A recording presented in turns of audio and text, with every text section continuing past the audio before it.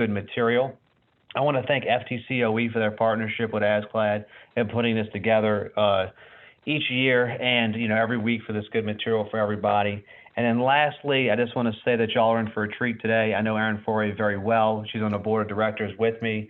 She is a great presenter, and she both knows and loves the material of quality assurance. So with that, I'll turn it back over. Thank you so much.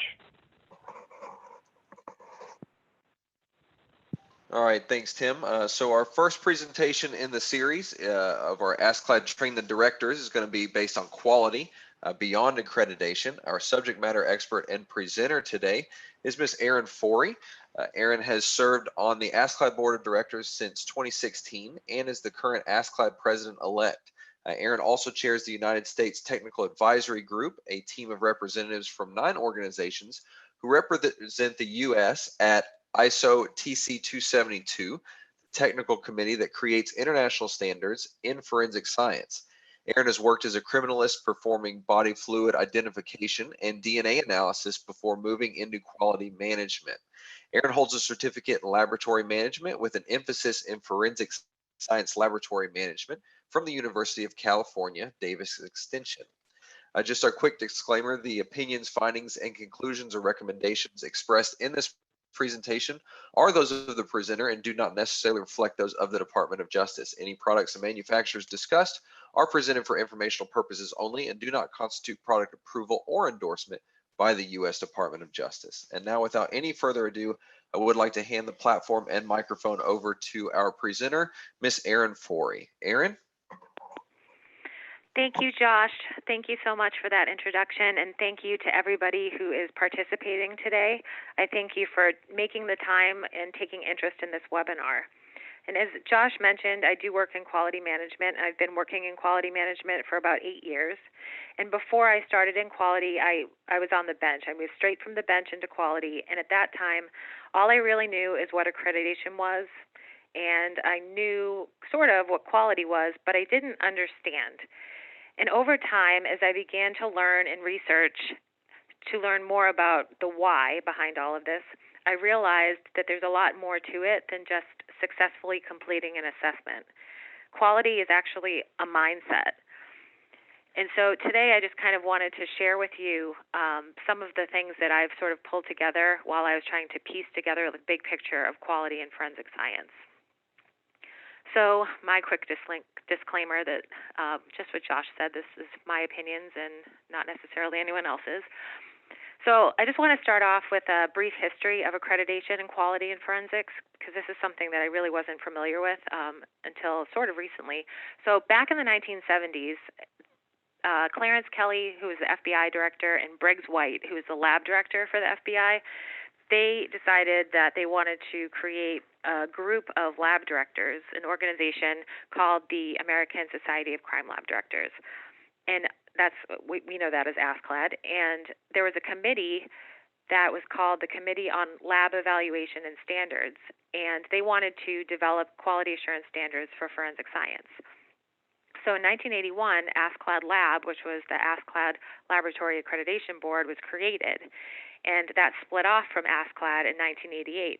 But it was very much linked to ASCLD because back in when it was formed, they created a board of directors that was actually elected by ASCLD membership, and it was managed by what's called the Delegate Assembly.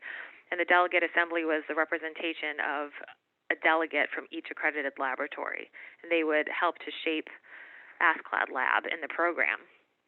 And in the 1990s, the DNA Identification Act was passed, and that created a requirement to enforce quality assurance for labs that wanted to access the ENDIS database.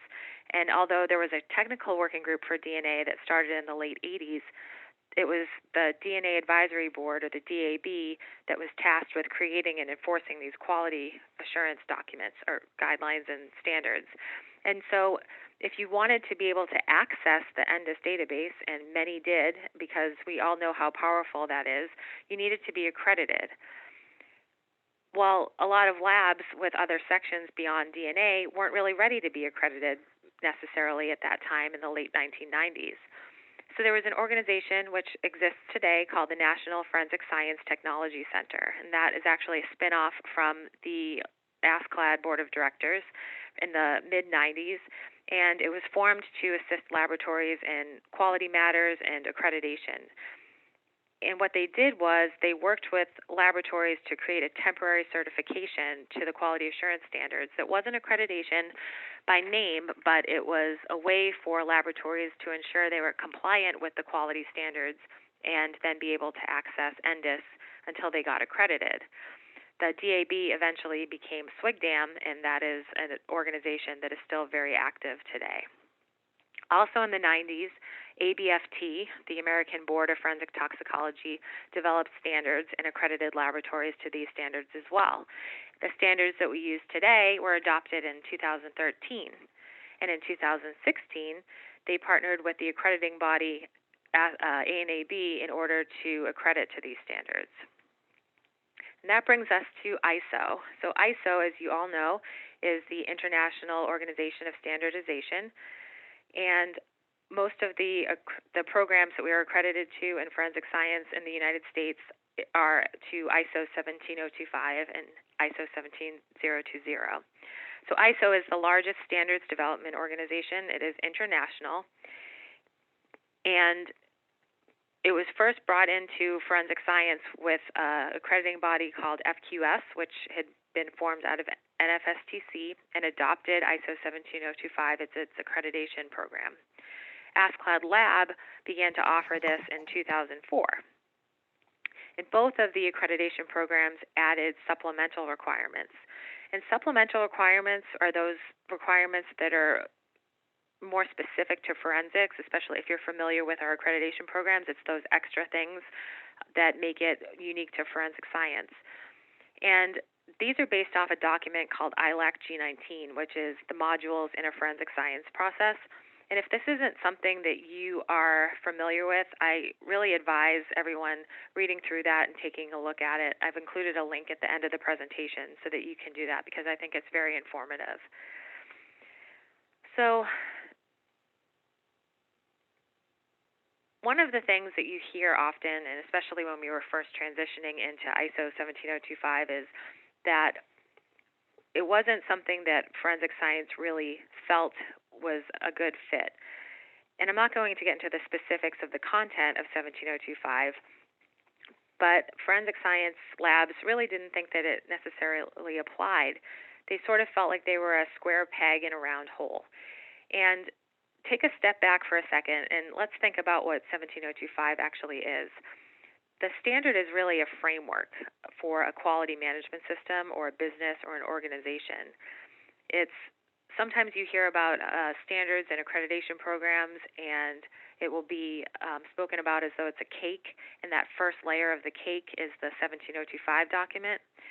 And the standard is one of the standards that ISO has that is used to assess conformity, and that's used to accredit the whole organization and to confirm that there's competence to produce a reliable work product or a service. So understanding that, no, it's not specific to forensic science. It's really not specific to any particular science, but it's specific to be used in a testing or a calibration lab because it's really a framework that applies to a lot of different types of testing and laboratories, including forensic science. So thinking about that, do you do testing at your crime lab? Do you do calibrations at your crime lab? Maybe both. And do you have a customer? And if you can answer yes to those, then you sort of it does fit, and you would sort of have to take your forensic square peg and kind of adapt a little bit to fit into some of the requirements that are in ISO 17025. So that brings us to the present day and the accrediting bodies that we work with now, and that is ANAB and A2LA. FQS and ASCLD Lab ended up moving to become ANAB, and the two main accrediting bodies that we work with are ANAB and A2LA, both using 17025 or 17020 as the basis of the accreditation program, and also additional requirements in forensic science as well. So if anyone ever wondered what the AR 3125 is the AR's additional requirements. So that brings us to accreditation. The actual definition for accreditation is recognition that an organization meets a set of defined standards. And in forensics, again, this is 17025 and 17020, and also the FBI QAS and ABFT standards if your lab uses these. And sometimes I think that people get the term assessment and accreditation, maybe they use it a little bit interchangeably. Often you'll hear people say accreditation is an external organization coming into your lab and inspecting to ensure it meets standards. And assessment is a part of the accreditation program, just like accreditation is part of a quality program. Accreditation isn't quality entirely, but it is a part of quality. So what does it mean to be accredited? It means that you're adhering to those sets of standards and that you have a management system that is defining how processes work and how your lab operates. And people are choosing to be accredited because right now it's not mandatory to be accredited unless you are either have some sort of oversight or you're trying to access particular databases. But people are choosing to be accredited because they believe that it improves quality and reliability, efficiency and consistency in your organization. It also provides better all service to your customers. And customers can choose labs that are accredited because it indicates to them that somebody is checking on them and that they follow requirements to improve their quality and provide a better work product. And in forensic science, meaning because our customer really, on the big picture, is the criminal justice system, being accredited also provides public trust. This was also something that was recommended by the 2009 Strengthening Forensic Science Report, which we refer to as the NAS report, and also by the National Commission of Forensic Science. They provided documents that were encouraging accreditation. And more states are asking their laboratories to be accredited or requiring them to be accredited because they want that trustworthiness, that reliability. Accreditation can also strengthen our profession because when we're interacting with each other, going through the accreditation process, we're able to share best practices and learn from one another as we're being exposed to different perspectives and expectations that labs have. So the accrediting body is the organization that's providing the oversight to the lab, and this is a third-party organization, and they're evaluating conformance to the standards. I often use the phrase trust but verify. They're coming in just to verify that when you're giving the self-attestation that you're following your program, they're just making sure that that's true. Does being accredited mean that you're error-free? Absolutely not. Complex organizations have mistakes, and ISO 17025 actually recognizes that that's going to happen. And if you look in the document, they have whole sections on non-conforming work and corrective action. And following the accreditation program and the standards, they can't prevent misconduct, but they do reduce the likelihood that errors and violations are going to occur. And these programs that we're using have risk assessment portions, prevention. They require you to monitor your effectiveness of these corrective actions as well. And just because you're accredited does not necessarily guarantee that your lab is high quality. It does mean that you meet a framework, basic set of standards, but there's a lot more to that that really makes your laboratory a quality organization. So just take a moment to think about testimony. And when you have somebody, if you've testified before, you can probably relate to this, or if you've observed somebody testifying, they often ask you whether or not your laboratory is accredited. And you will say yes or no, and often it's yes. And if it's yes, you'll explain what accreditation is. And then often they ask you a series of questions. And that will include things that are aspects of your quality management system. So they'll ask what your responsibilities are. If you have control of your evidence at the chain of custody, have you been trained? Have you completed a competency test? What does that mean? Are you proficiency tested? Is your work reviewed? Who can do the review of your work? and so on. And the reason that you're taking time to explain what all of this is because the people that are listening to your testimony, the judge and jury, you're trying to communicate to them that the information that you're going to present is reliable and that you are competent, and so is your laboratory, so that they should trust in the results that you're sharing with them in order to make decisions. So I just want to move into a concept about a quality culture. So just reflect for a second and think to yourself, does your laboratory have a culture of quality? And some of us have mission statements that incorporate the term quality, and are we meeting our mission? So the concept of organizational culture obviously is not unique to forensics. This is something that there's semester-long courses just on this topic. And what it's defined as is the shared beliefs, values, attitudes, and behavior patterns that characterize members of an organization. So a quality culture is the environment where employees are genuinely caring about the quality of their work, and employees are making decisions that are based on achieving high levels of quality.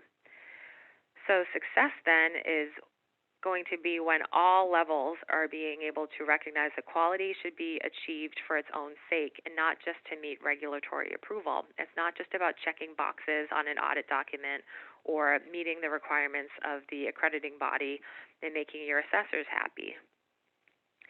And part of the quality culture is thinking what's best for the customer, which in our case is the criminal justice system. And there's an article I read from the Harvard Business Review, and if you're not familiar with the Harvard Business Review, I really recommend it. It's got some really interesting articles about business and quality and burnout and stress, which are also things we talk about a lot in forensics these days. And some of the points that it makes is that there are 4 pieces that are important into generating a quality culture. The first is to maintain a leadership emphasis, and that's the concept that enthusiasm trickles down. You're sharing plans and information about how your lab will improve. You take the management initiatives, and then integrate those with your quality initiatives as well. Also, ensuring message credibility. This is the concept, practice what you preach. Management is telling staff to do something, and they're doing the same thing themselves. This also is all about open and honest communication, which really is vital in having a quality culture, because this is an important way to encourage truth-telling, creating a culture where people listen to one another, and there's open, honest communication is understood as necessary for people to function at their best. We also want to encourage peer involvement, because we're all in this together. We are always just as good as our teammates, and this extends to all levels of the organization as well. And finally, the 4th would be to increase employee ownership and empowerment. Employees can apply knowledge and make decisions considering how that's going to impact quality when they're making decisions at the bench or for what they're trying to do in the lab. They consider the risks of their actions or perhaps inactions. The quality is also not the sole responsibility of just any one person in your lab. It's not all the responsibility with the quality manager. It really is with everybody that is in your organization. You also really just want to encourage people to take pride in their work, because that will then put all the pieces of quality in place if that is what the end product is. So I like to bake, and I like to watch those cooking shows as well, like the Great British Baking Show and things like that. And I also like to eat the products that I make, and I love cupcakes.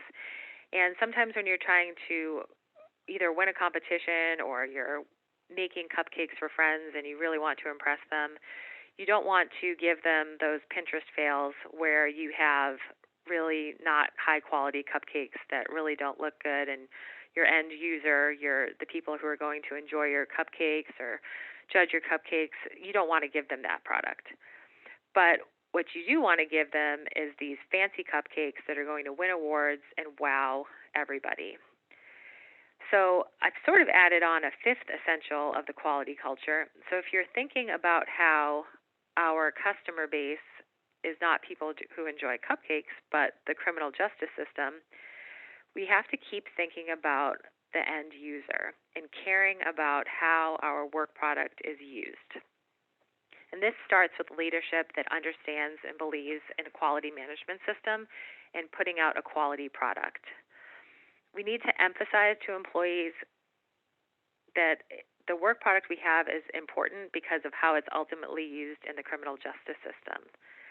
And ensuring our employees and teammates understand the impact of their work and value the importance of quality in providing public trust, this will become the driving force behind your laboratory, and quality is being at the forefront of that culture and value in your lab.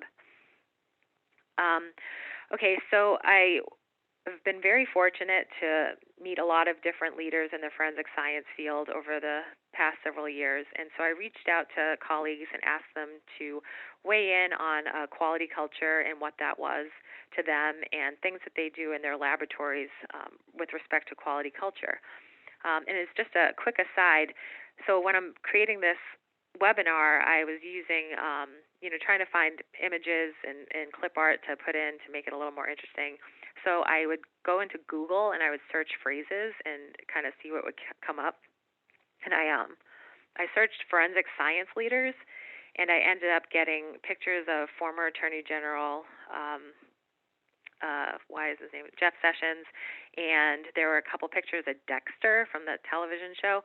There was also a picture of an individual who worked at a public health lab doing controlled substance analysis and kind of was fraudulent. So I didn't really think that person counted as a forensic science leader. But one of the other pictures that came up was this one, which some of you may recognize as the cast of CSI Miami. And CSI is obviously accurate, so this is what we all look like. But I just thought that was kind of funny that popped up as forensic science leaders. So anyway, moving on. Quality culture, based on the opinions of several forensic science leaders, is beyond manuals. It's not just about rules, not just about accreditation.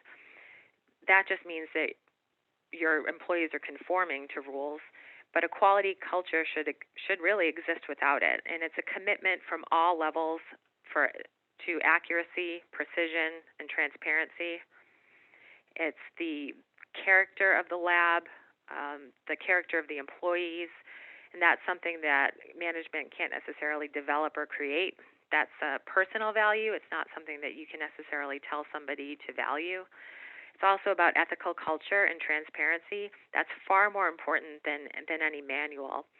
And if leadership and staff aren't committed to quality and they don't take the work they do seriously and understand why there needs to be consistency and thoroughness, then manuals and SOPs really aren't going to help. They can be the most well-written standard operating procedure, and if people aren't following them, then that's a problem with your lab with respect to the culture.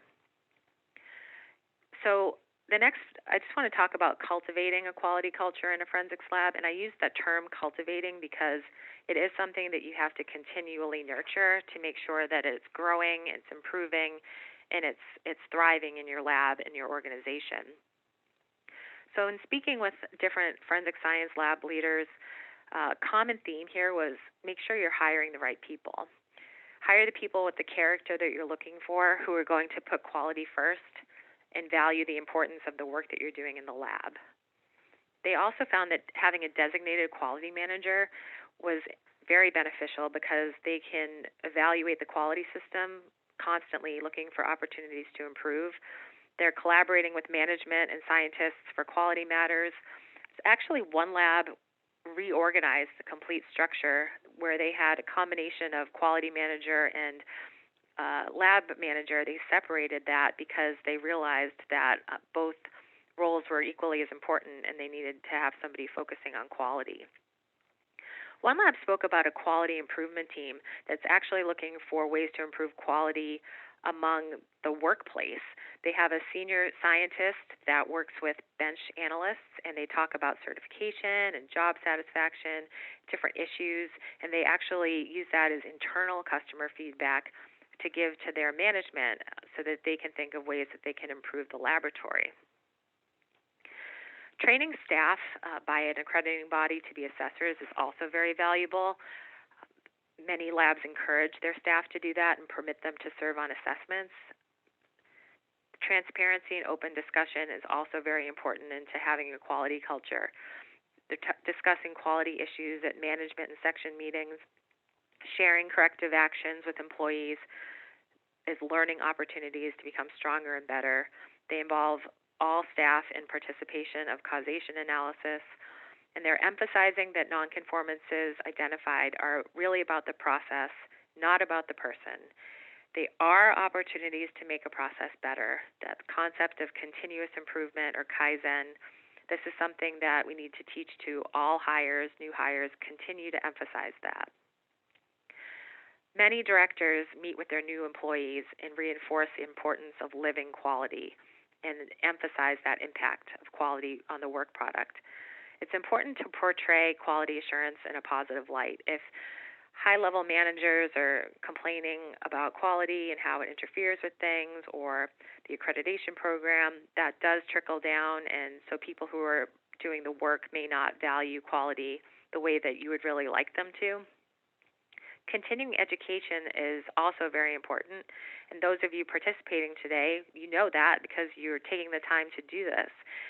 It's important to encourage attendance at professional meetings or trainings wherever they're available, and to allow participation in different forensic science initiatives like the OSAC, black box studies, things of that nature. Also, actively keep up with things that are happening in the field. You can get that from professional organizations, different meetings. You can have lab meetings to share information that people are learning as they're going to different trainings. Also, clearly define and explain to staff the difference between misconduct, poor performance, and error. Some labs will have a dedicated discipline advisory board that's separate from people involved in quality matters. An error is a mistake. That's usually something that can be identified as part of something in the process. You're not blaming a person necessarily for making that mistake. You can correct that, maybe find an opportunity to improve your system. And then there's misconduct, and the difference is misconduct is intentionally not doing something rather than just making a mistake when you're trying to do something.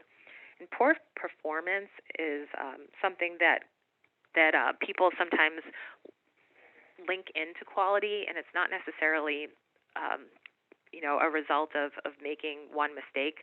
Sometimes poor performance is because people are they're making a series of errors, and then they have to take that into a personnel matter. We can also track trends as well, which is really important in the quality so that we can use those to create targeted change. We also discuss Google alerts, those types of things at meetings, things that you're seeing in the community, and have core training for staff on quality topics. Another thing to do and think about is how you can collaborate with other crime labs. Some labs are collaborating with one another on validations and technical review, also to get people to do the QAS audit. Sometimes there's special committees in looking at corrective actions, something like the DNA mixture situation or the hair testimony, coming together to figure out a plan to correct and improve. But there are challenges in quality culture and cultivating that. Choosing to be accredited, accreditation is expensive, not just with money, but also with time and effort. Resources are limited in forensics labs. I think we can all agree on that. We have staff that are wearing many hats, and we're demanding high quantity and turnaround time to be lower. And the question is can you really achieve those goals with those that you want for quality at the same time? There's also Brady-Giglio challenges, and that can make employees reluctant to report and document things. People are saying that instrumentation is actually now being challenged as well, which adds to another level of complexity. Okay, so now I just want to jump into forensic science standards. this is something that I think that people are talking about a lot right now in our community, and people are just sort of asking about what direction are we going, how does this all piece together. So standards are something that you can use to check your lab against performance and reliability during an assessment, and some are just best practice in a discipline. Following them can decrease your bias, increase consistency, enhance validity and reliability, and decrease variability among scientists in your lab. But forensic science standards have actually been around for a long time. People sort of make it sound like sometimes, or think that it's sort of new since that 2009 NAS report. And the NAS report did call for more standards that are discipline specific and forensic science specific rather than guidelines. They would like something more enforceable. But something like ASTM, which is a standards development organization, that's been around since like the 1970s, and there's over 600 members, and there's 60 standards that have been published so far. And the SWIGs and TWIGs have been around for a long time too. In fact, in 2014, there were 21 SWIGs and TWIGs that were in existence. In 2014, the creation of OSAC happened, and I think many people are familiar with what OSAC is. It's the Organization of Scientific Area Committees, and this is a partnership initially developed by the DOJ and NIST, and NIST is managing this. It is an organization that has over 500 participants developing consensus standards. And the people who are involved in this come from all levels of government and research, industry, and they have an array of background in research, statistics, policy, practitioners, and they are sort of like a place to start developing standards that are going to be published. OSAC and NIST are not SDOs, so that means that they can't publish the standards, but they facilitate the development of that. Also, OSAC will be managing a registry of standards, and I'll speak to that in a few minutes, and that is something that the community is really interested in right now as well. So the SDOs that we're really familiar with are ASTM, ASB, and ISO. And one of the questions people ask a lot is, why is it taking so long? Why is it taking so long to develop these standards? And admittedly, when I first started learning about OSAC, I asked the same question. I didn't realize it wasn't that easy. You can't just write up a standard and then put it on the internet and then everyone's supposed to follow it. There is a process, and this very nice process map that was developed by the folks at OSAC sort of shows that. And as you can see from all the different points and layers, developing a standard it takes quite some time. So just to point out a few things here, this is where you kind of start, goes through the process. Here we go to the SDO, then it gets approved and put on the registry. Okay, so basically what's happening here is you have the OSAC over here, and it kind of goes back and forth in development until it gets published by a standards development organization, and that's pretty much ASTM and the AFS Academy Standards Board. And then it goes back into OSAC after it's published, and they determine whether or not it's going to be put on the OSAC registry. And the OSAC registry is a list of approved standards.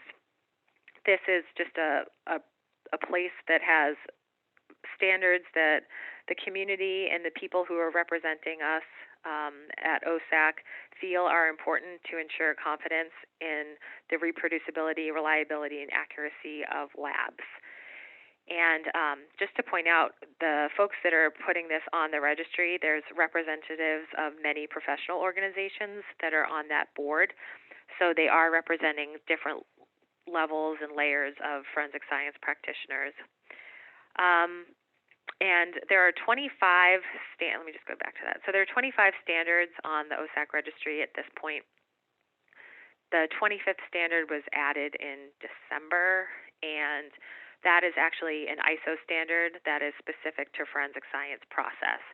And that's the first published ISO standard for forensic science. And that comes out of ISO's Technical Committee 272. which is a technical committee on forensic science. And this also kind of spun off of the NAS report too, and international community recognized that report as well and wanted to participate in developing a technical committee at ISO. ISO's got a lot of technical committees. There's one that has standards on cranes and one on sewing machines, and so this one's on forensic science. And right now there are 24 participating nations, which are all the light blue countries, and the observing nations are the orange countries, and Australia is dark blue because they are the folks that are managing the technical committee.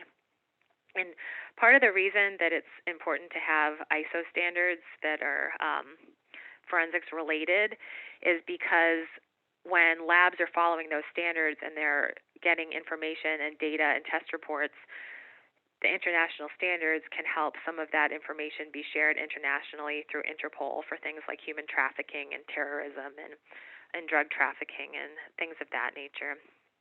So here's a picture of the technical committee. At one of the meetings every 6 months, the committee comes together to go through the documents that they're working on and look at all of the comments that come in from the different countries.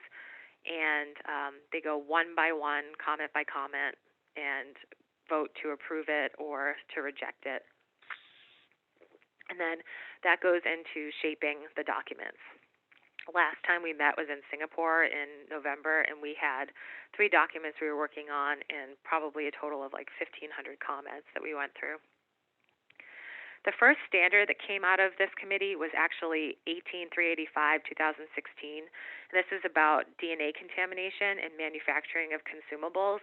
So those of you with DNA labs, some of you might notice that there's stickers that are on some of the consumables that you buy that say that they are following the standard. And this was actually created in response to a situation that happened in Europe a few years back, where you might remember this, where they thought there was a female serial killer because they were finding the same DNA profile in a whole bunch of different places, and they found it 40 times. And when they realized that it was in so many different countries and the types of crimes were so all over the place, they realized, and it was also a female profile, and they realized that it was actually probably likely due to a contamination situation by one of the DNA consumable vendors, and it turned out that it was. And so they put into place in Europe some standards to manufacture DNA products in a particular way. And that was used to assist in developing this standard at ISO, which was published in 2016. So right now what we're working on is the 21043 series, and this is all about the forensic science process. And there are 5 parts to this. The reason there are 5 parts is because it's actually based on a set of standards that are already published, in Australia.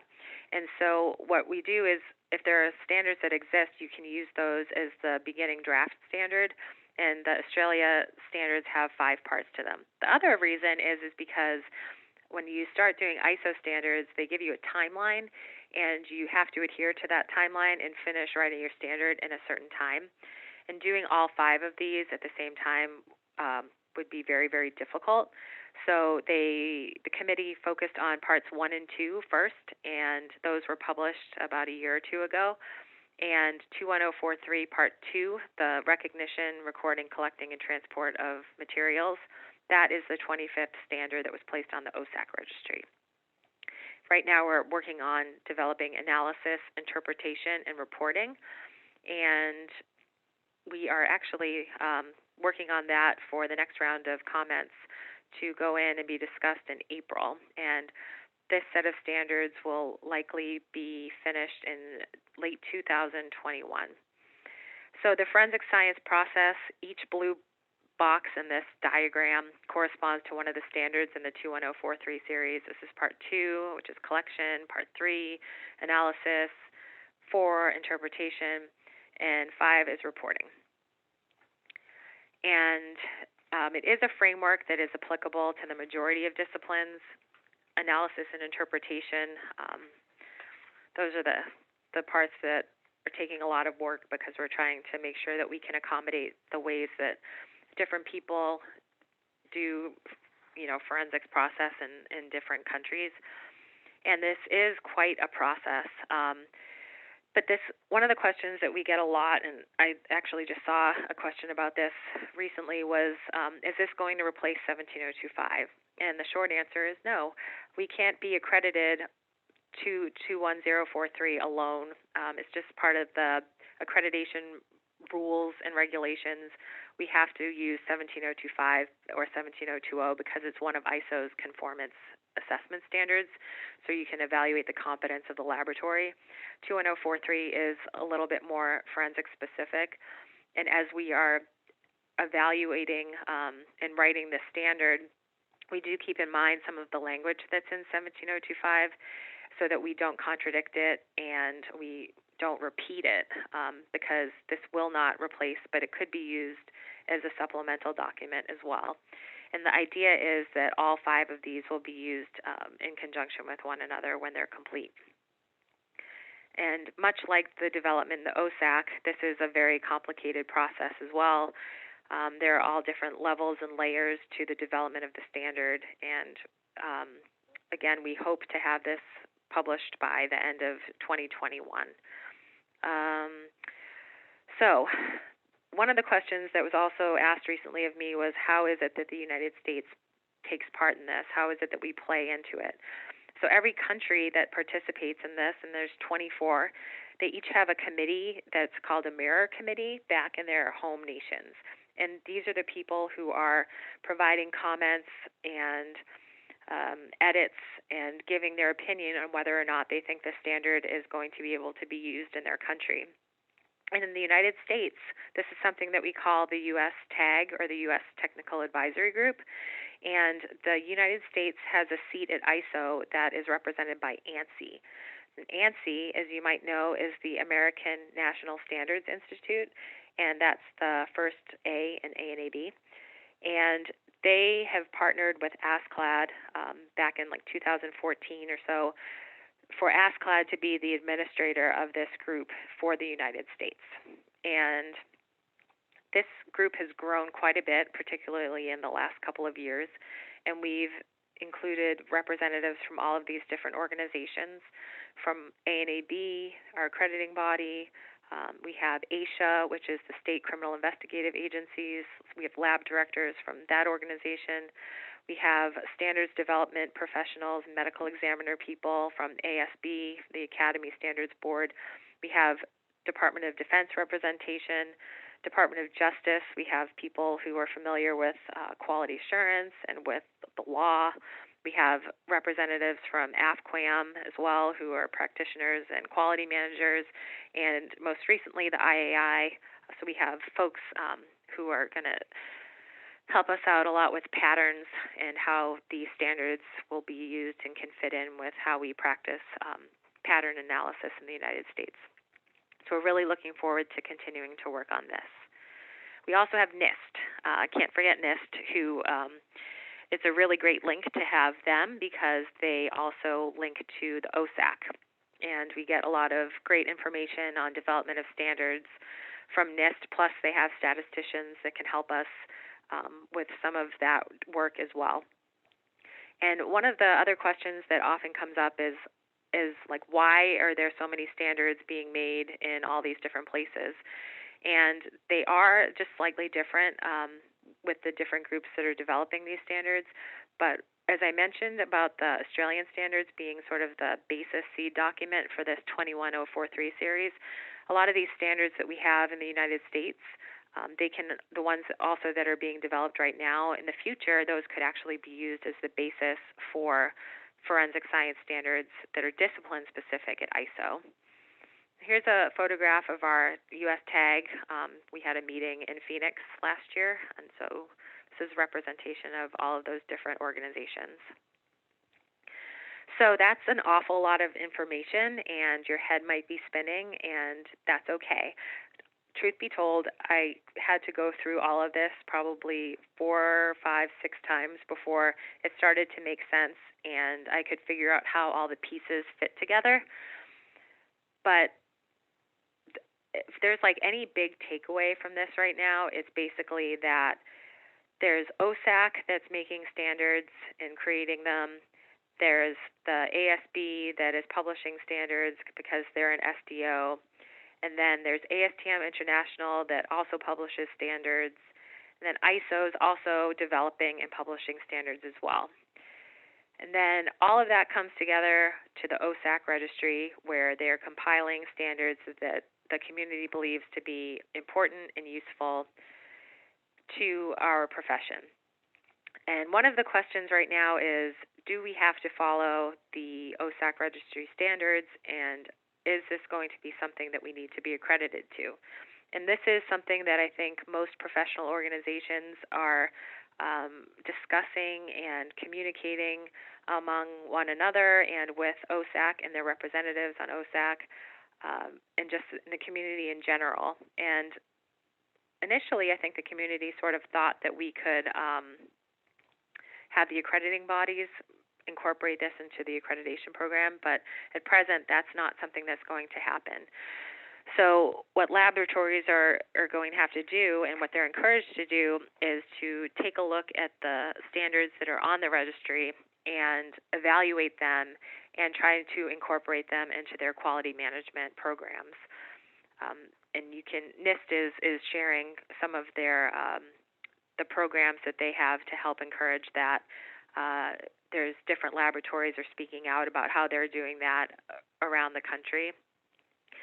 And something that ASCLD does, which I think that people should be aware of, is that before a standard gets placed on the registry, ASCLD partners with NIST to sort of develop a impact survey, and that's distributed to ASCLD membership through a newsletter that we have called the Crime Lab Minute every Monday, but it's also available on the ASCLD website as well, and is often shared with other professional organizations as well. The impact survey is asking all of you, practitioners, managers, quality managers, directors, technical leads, how this standard, if placed on the registry, how this might impact your laboratory. And it could be not at all, because you don't even offer that service. And it could be that it would be not even an impact at all because you follow everything in there, or it could be that you might have to change your SOP or buy a new piece of equipment. So keep an eye out for those impact surveys when they're published, because that information is compiled into a report that's shared with the OSAC people who are going to vote on whether or not a standard is added to that registry. So everyone does have a voice. They can share what their thoughts and opinions are, and that will be communicated to people who are making these decisions. Another thing that ASCLD has that's relatively new is something called the Accreditation Initiative. And what that is, it's a group that is under the Standards and Accreditation Initiatives Committee that developed to create a toolkit to be used to assist laboratories in figuring out how to become accredited and getting resources that can help them to become accredited, like manuals, links to training, also just information about steps that you're going to need to take as you're evaluating your lab and preparing for accreditation. And we're currently working on that with RTI, and that is going to be available on the ASCLD website sometime this year, hopefully in the first part of this year. We also have a mentoring program to help some labs become accredited, and we're assisting 5 laboratories. We are providing guidance to them to sort of teach them what to do and make decisions about how to create programs in their laboratory that are quality management systems, and teach them about what the accreditation process is and what that means and why it's important. And there's been a lot of interest in that, which is really great. So here's a list of some of the things that I spoke to today, some resources and websites that you might find useful. And with that, I just want to thank the ASCLD Training and Education Committee for inviting me to participate. Also to the FTCOE, because it's such a great resource for all of us in forensic science. And also to all of my colleagues in forensics for helping me out with this presentation. And with that, I'll answer any questions that you might have.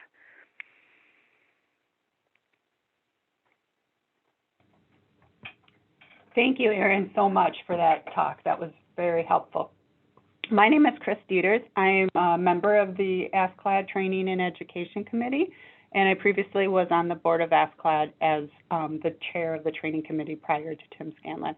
So I'm here today to help facilitate a question and answering. We have quite a few minutes left to be able to do that. And so we will be asking you guys to go ahead and add questions to the chat pod, and then we will go ahead and get started on grilling Erin and asking her those questions. So Erin, if you wouldn't mind answering one of my questions to start off, as questions are rolling in, how would you suggest looking for and hiring good people? We can look at transcripts for education, we can look at testing scores, that kind of thing, but how do you look for good people that are quality focused? That's a good question, and that's probably a great topic for a whole separate webinar, is, hiring the right people for your laboratory. Sometimes when sometimes I think during hiring, and I'm not often involved in that process, a lot of people have a set level of questions that they're allowed to ask, but I know in speaking with other laboratories that they often have a series of questions that they will ask with respect to hypotheticals, like what would you do in this situation? Tell me about a time where you might have made a mistake. How did you respond to that? What did you do? Have them tell you about something in their current workplace, or which could not even be forensics related, that had to do with quality. Even thinking about something that they're really passionate about and having them tell you about that. To see how if they value something that they're putting forward, I think are all kind of different ways in conversation and interviews that you might be able to gauge somebody's character, whether or not they're really passionate about providing a good work product or taking pride in themselves and what they do. Okay. One of the things I wanted to let the audience know is that we are taping this webinar so that you can in shortly period of time review it again, and also there is a PDF of Erin's presentation that is available to download today. One of the questions that came in was asking to put the resources back on the screen, and but that will be present in that PDF that gets downloaded as well. So again, for the participants, please go ahead and send your questions in. There are no bad questions. And so then I will go ahead and ask another one that I was interested in, Erin. How can labs become more involved in what I'm calling quality management? What types of actions can a laboratory do to sort of improve their focus on quality? I think just having sort of a dialogue and that open communication and talking about quality, not having it, trying to emphasize that it shouldn't be burdensome and something that's getting in the way of your work, but it's it's a system and it's things that are in place that are trying to help you make your work better. Having those conversations, I think, is important, and encouraging peers to sort of encourage their peers to value quality and think about that. We often hear people just sort of concerned about how long it's taking for our results to get out and how much work we have to do, but trying to sort of set a tone and a vibe, I guess, in the lab to sort of take a step back and breathe and think about how important it is to put quality first, because if you're going to do that, then you have a lower likelihood of maybe making an error and having to go back and do extra work. So if you can put emphasis and focus on that in the front end, then that would just sort of incorporate quality into all of the work product. Also, encouraging folks, even though you're a bench analyst and you might just be super focused on doing seized drugs analysis, having workshops or discussions about quality in your lab, or encouraging folks to take webinars about quality, learn about accreditation, and going out on assessments. I think those are also very valuable to improving quality and getting people thinking about that. Okay. Miguel Vasquez comments that the 17025 is not a quality management system. However, it's mistakenly mentioned as such. It really is a conformity assessment management system. Why do you think this happens? Yeah, you're right. It is conformity assessment. I just think that a lot of the pieces that it outlines are things that we consider, things that if you follow them, that you will end up with a stronger lab, a quality lab. But it is designed as a document to assess competence and reliability for a lab's ability to provide a reliable work product. And part of the ways that you do that are incorporating different quality aspects into your day-to-day processes in your lab. We call it the quality management system because that is sort of the foundation and the framework of how our lab operates with those big pieces, like the audits, nonconformances, training, technical review, chain of custody, all those big pieces that sort of fit in to our day-to-day operations. But the actual document and the standards itself, it's used to assess whether or not your laboratory is actually conforming to those standards. Okay. So you may have mentioned a few of these, but what initiatives do you suggest to transform an accreditation-focused laboratory to a quality-focused laboratory? That's a tough question. Again, that's sort of, it's all about the mindset of the lab, and that's sort of that concept of transformational management, where you're sort of taking one culture of an organization and you're trying to change it into a different mindset and a different group. And sometimes it's just trying to get people to buy into whatever environment you're trying to create. I know there's a lot of different resources and trainings and webinars on how to do that, and I think that the top down and then top down to get the buy-in, and then you get people who are your bench analysts that are realizing that all of these other aspects are just as important as checking a box for accreditation. Then you get that tipping point concept where everything sort of falls into place and people start believing in whatever that mission is that you're trying to create. Frank Cardaz says that this is slightly off topic, but in a for-profit lab as opposed to a government lab, some people claim that accreditation improves profit over an uncredited lab.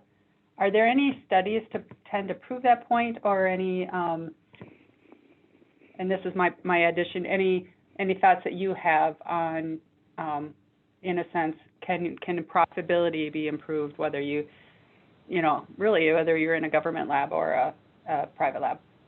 And if somebody is paying for a product, and I don't know that there's this to be any research per se or studies, but and one of the resources I put up is a paper by Lindsay Wilson-Wild, who is a forensic scientist from Australia, and she's the chair of the ISO committee that makes the forensic science standards. And she gave an analogy about when you're buying a bicycle helmet for your child, and you have an option to buy a bicycle helmet from a laboratory that's accredited and has somebody who's made sure that when they're manufacturing this, they're following a particular set of standards, you would likely buy the bicycle helmet that's made by a laboratory that appears to be of more quality than one that doesn't have any of that and may not.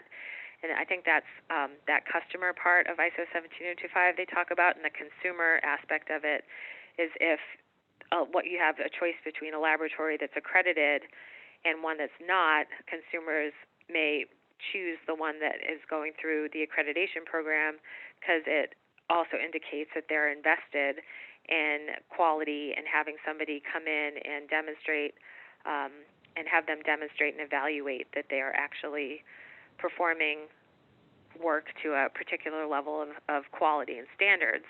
So it just kind of makes sense that perhaps you'd be more profitable by being accredited because you would be attracting more customers, in my opinion.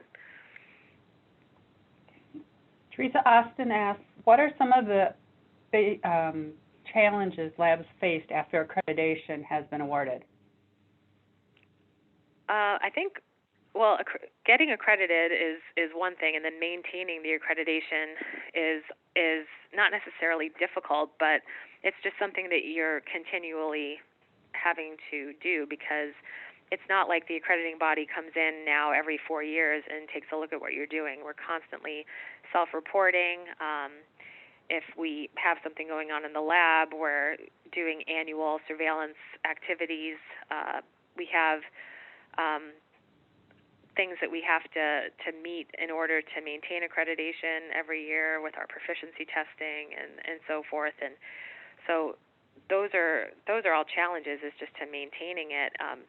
One of the challenges is to find balance between with the limited resources we have, investing time in maintaining our accreditation and the quality in our lab, but also getting our work product out. And we want to do that well, but we also want to do it in a timely manner, because for our customers. So those are definitely challenges that labs face, even like whether or not you're accredited. Balancing quality and laboratory productivity is often difficult. But it is a challenge that I think a lot of people have, because it does take give and take. But accreditation is just a way to sort of keep you in check, if you will, and just remind you of all of the different pieces that you have to maintain and cultivate in order to have a good work product. Can you explain how, or if ASCLD participates in presenting and helping to educate the community on quality events or quality practices? Are there any workshops that are being planned for the spring, or any talks at the annual symposium? Yeah, there's quite a few. There's some really great workshops that are going to be happening at the ASCLD Symposium in Denver. There's one about collaboration among laboratories, sharing validations and things of that nature. There's also going to be a workshop on how to have an effective management review. That's something that people sometimes question, how do I do this right? Is there a better way to have a management review? How can I benefit more from this? I think the presenter is also going to talk a lot about risk assessment in that, and how to do that for your laboratory. There's also quality talks throughout the symposium as well. We have a guest who's going to be speaking about the concept of duty to correct with respect to things in forensic science. We have other people from quality backgrounds that are going to talk about different things in their lab. Also, something I think is directly related to quality is the quality of the people and their health in the laboratory. We're going to have some talks and presentations about stress and burnout as well, and wellness, which I think are also equally as important to having a quality lab. Great. Well, I wanted to remind everybody again that this webinar is being recorded, as well as the PDF of Erin's presentation is going to be downloadable from the Zoom site. Those are all the questions that we have on our board. If there's any other questions, please chime in. Otherwise, this has been a very effective presentation, Erin. Thank you again. Our next ASCLD Lab Train the Directors series will be on genetic genealogy on January 23rd, and you can find that at the RTCOE website, or I'm sorry, FTOC website, as well as through the ASCLD website and newsletter. Erin, are there any last comments you want to make? I'll let you close out the webinar. I just want to thank everybody for, again, making the time to participate in this webinar. I hope that you learned something new, or maybe you started thinking about your lab in a different way, and that you had a good time and enjoyed something. All right, thank you so much, Erin, and thank you, Chris, for moderating our Q&A session today. With that, we are going to go ahead and close out today's webinar. As Chris Dieters mentioned, you will be able to find a PDF version of the presentation slides that will be back on the main page where you entered into the today's event. So make sure that you do download that before you leave. We also did record today's presentation. We will be archiving that within the next few days. That way you can either refer back to it or pass along to any colleagues that might have missed today's live event. We also ask that you participate in our survey. We know that we did have some technical issues, so if you have any feedback for us, we would definitely like to hear from you. Directly below the closed captions, below today's live feed, you will find the word survey. If you click on that, that will open our short survey for you. The information that we get back from you is always vital information we use to try to make sure we're providing you with the best webinar experience, as well as adjust the content or any way that we disseminate that information out to you, our audience. So if you could take a few moments to complete that survey, we would definitely appreciate that. You will also see coming in the chat pod over the next few minutes, Tyler will be placing some of our important links there, such as our social media outlets, Facebook, LinkedIn, and Twitter. Make sure you are following us on there. We will also be putting up our website where you can find the next installment of the ASCLD Train the Directors webinar series. Again, that will be on January 23rd. Make sure you register for that. And then we'll also be putting up a link to our podcast, and you can either catch up on all of the episodes that we have done over the last 7 or 8 seasons, or you can tune in to the new seasons that are going to be coming in the upcoming months. Again, we thank everyone for joining us today and your participation, and we hope to see you in the next ASCLD Train the Webinar series webinar. Thank you for joining us today.